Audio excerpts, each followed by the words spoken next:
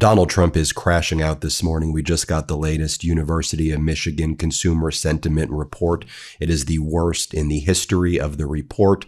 Also, we just got new polling data about Donald Trump's approval on economic issues. It is the worst in American presidential history.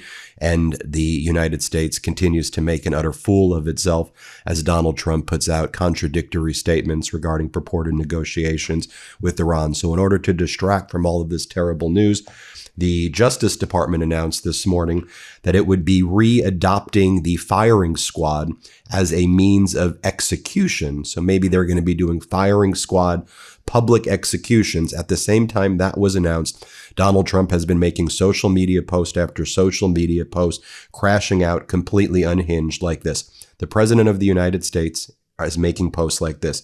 At former President Barack Obama, I hope they arrest you before your grand opening of your war bunker in south side of Chicago. You committed treason targeting the President of the United States with Hillary Clinton. It's time we prosecuted someone for treason and send a message. By the way, he posted like 100 of these this morning. I'll just read you a few others as he was crashing out. He posted the following. Hillary Clinton funded, approved, and created the Steele dossier. Barack Obama called the shots, and Brennan CIA did the dirty work. The evidence is clear. Treason was committed, and now they must pay or they will do it again. Americans demand it. Then another post by Donald Trump, Obama exposed. This should shake every single American to their shoes. I hate to say this, but Obama, there is now incontrovertible evidence that he was the spearhead of a seditious conspiracy to subvert the will of the American people to overthrow the United States government back in 2016. I can show you dozens of more posts like this. I'm not going to. You get the point. Although he posted one like this like weird AI image of somebody wearing a USA hat. And it says, stop telling who broke the law. Stop telling us who broke the law and start telling us who was arrested. Going back to that University of Michigan Consumer Sentiment Report, which is one of the things that Donald Trump wants to distract from. So the University of Michigan Consumer Sentiment sees a massive drop. And the chart doesn't look great right here. It dropped to 49.8 in April, down from 53.3 last month amid concerns about inflation, high gas prices, and the unlawful war in Iran. It's the lowest reading in the more than 50-year history since the creation of this University of Michigan Consumer Sentiment Index, worse than the Great Recession. That's how bad things are. And Harry Enton on CNN delivered this message about Donald Trump's latest approval on the issue of economy here, on the economy. Here, play this clip. And just take a look here. He's not just the lowest at this point at any point in either of his presidencies, but he is at the lowest. He has the worst net approval rating at this point in any term for any president. Look at this. He's at minus 32 points now. Joe Biden, of course, Donald Trump loved to rip Joe Biden in the economy. Joe Biden, though, was at minus 25 points, 7 points better. How about George W. Bush? Minus 25 points. Again, 7 points better than Donald Trump. And of course, Donald Trump loves to rip on James Earl Carter. But James Earl Carter, Jimmy Carter, was at minus 22 points, 10 points better than Donald Trump is right now. So again, Donald Trump making the type of history that no president likes to make. I mean, this is historic. No president has been this low at this point in the presidency on the economy, period, full stop? Full stop. Full stop. Presidency or term. Okay. Now, one of the things that we're also seeing is Donald Trump wants to manipulate the markets as things are going really bad with purported negotiations with Iran, because Donald Trump continues a naval blockade and continues to threaten Iran. And Iran's like, we're just not going to negotiate with you until you agree to our 10-point framework, stop threatening us, and remove the naval blockade. So CNN reported, right? It's Market Manipulation Friday. Remember last Friday? It's Market Manipulation Friday again. So Trump says he's sending Steve Witkoff and Jared Kushner to Pakistan for talks with Iran's foreign minister Araghchi this weekend. J.D. Vance won't attend for now since Iran's parliament speaker isn't going, CNN reports, but he's on standby if talks advance. Well, let's see what they're saying in Iran. This is what they're saying about their foreign minister, Araghchi. Reuters reporters and CNN reporters claim about Araghchi's trip to Islamabad. This is what they're saying. This is what Araghchi's saying. No negotiations will take place between Iran and the United States during the Iranian foreign minister's trip to Pakistan. Oman's close relations with Tehran could also be useful in finding a way out of the current crisis over returning to negotiations. Aragchi outlines his goals of a regional trip, and here's what he said. And it doesn't include meeting with any of the U.S. people. So just think about how humiliating it is. Aragchi does not want to meet with Witkoff or Kushner, and the U.S. is still going to send Witkoff and Kushner just to show up in Pakistan. That's how desperate Donald Trump is. Here's what the foreign minister of Iran is saying. I'm heading to Islamabad, Muscat, and Moscow. The purpose of these trips is to coordinate closely with our partners on bilateral matters and consult on regional developments. Our neighbors are our priority. In other words, I'm not going to meet with Witkoff and Kushner. Then a senior Iranian official, Moshen Razai, said the following. The sound of Americans' broken power will be heard from the Persian Gulf to the Oman Sea. Iran is united, cohesive, and unanimous, while America is mired in confusion and ongoing strategic blunders. With the strong hand of Iran's valiant sons and the tightly knit ranks of the devoted nation, the sound of America's broken bones will echo from the Persian Gulf and the Sea of Oman to the ears of the world. Also, Bloomberg reporting that Trump's social media posts about Iran are making it very difficult to do any discussions at all with Iran. His threats by Iran are seen as bad faith, an attempt to humiliate Iran. And Iran's like, the U.S. didn't win the war. They wanted regime change. They wanted all of these things, which did not happen.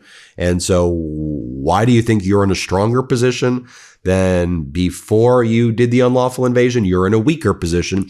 You were the ones who begged for the ceasefire, not us. So like, what the hell are you even doing? And the quagmire is caused, as I refer to it, it's the 2-week death loop of Donald Trump, like his healthcare plan. In 2 weeks, it's going to come. In 2 weeks, it's going to come. In 2 weeks, it's going to come. More bad news for Donald Trump this morning as well, as NATO officially snubs Boeing and it picks Saab for its AWACS, for those big airplanes. Remember the E-3 AWAC that was destroyed by Iran at that Saudi Arabian air base that does all of the kind of surveillance? Like, remember that was like the crown jewel of the U.S. Air Force. But NATO said, we're not going with Boeing's version of it, the E-3. Now it's the E-7. We're going to go with Saab. NATO is set to replace its aging E-3 AWACS fleet with Saab Bombardier GlobalEye aircraft after the earlier Boeing E-7 plan collapse. And this shift follows U.S. withdrawal and Europeans' push for an industrial autonomy. In other words, Europe is saying, we don't want to be associated with the United States anymore. We don't want, it's a liability. It's a risk at this point. And you saw the news that Donald Trump is further threatening NATO, and he wants to punish Spain and punish Italy and punish this one and that one. And that's what Donald Trump's, figuring out right now. So like, as he starts coming up with plans for firing squads, attacking NATO members, how the U.S. can make life miserable for NATO members. That's what Trump's trying to figure out. NATO's like, okay, well, we're not going to buy U.S. airplanes. We're going to buy European airplanes. And then Donald Trump invites Putin to the G20 in December in Miami. Putin confirmed that he got the invite.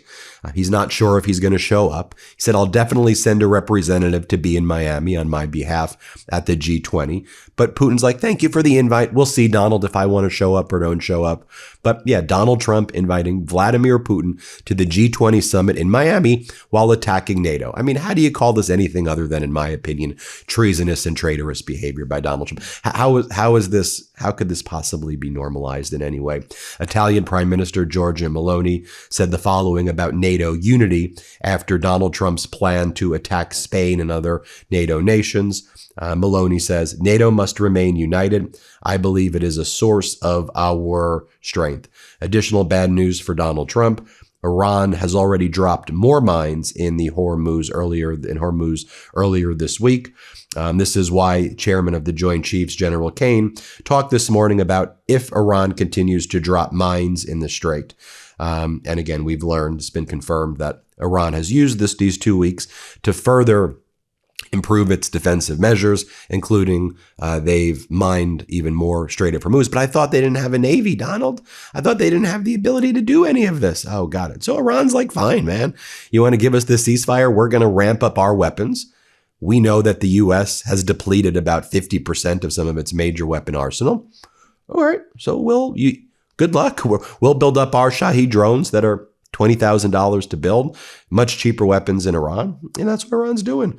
Meanwhile, you had Pete Hegseth hold this really bizarre press conference this morning. You saw that?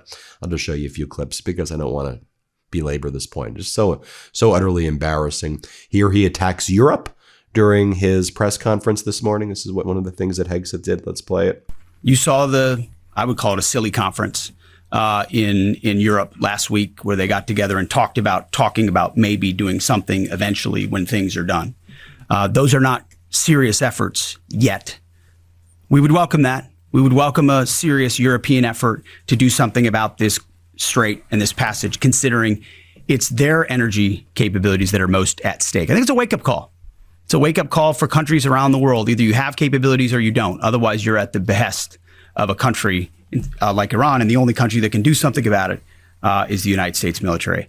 You want to talk about the mines and the small crafts? They have a variety of smaller Boston whaler-sized boats. We have forces up there deterring and preventing them from continuing to do that, and we'll continue to do so pursuant to the orders of the Secretary and the President. But reckless mining like that is a violation of the ceasefire. To do that, and very unwise to do. Absolutely. And then Hegseth, glazed Donald Trump in the weirdest way. Trump's fortitude is unshakable. We have all the time in the world. We don't want to make a deal. All right, if you don't want to make a deal, then why are you sending Kushner and Witkoff, who, by the way, no one wants to talk to Kushner and Witkoff anymore, okay, at all. But okay, you don't want to do a deal, but even though Iran says they don't want to meet with you, you're sending Kushner. Understood. Here, play this clip. I see it every day behind closed doors. President Trump's fortitude is unshakable and his mission is crystal clear.